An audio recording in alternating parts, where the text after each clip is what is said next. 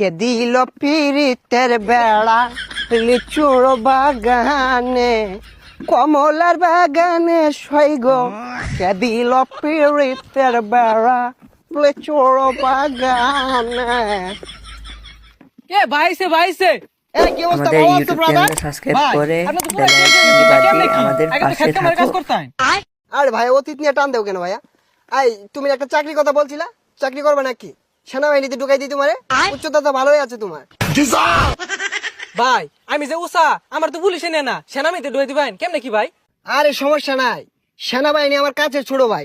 তুমি যদি 2 ফুট চাও তাও তোমারে ঢুকাই দিব না মানে চাকরিতে। আচ্ছা ভাই ঠিক আছে, একটা চাকরির ব্যবস্থা করে দিন যে। এই ভাইয়া দাঁড়াও একটা ফোন দিই। হ্যালো কদম আলী, এই মুড়ে আমার গাড়িটা নিয়ে আসো তো।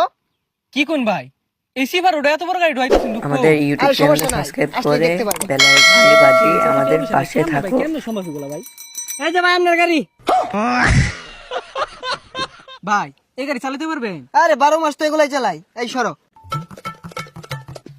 দেখছোস বাইর কি চেঞ্জ।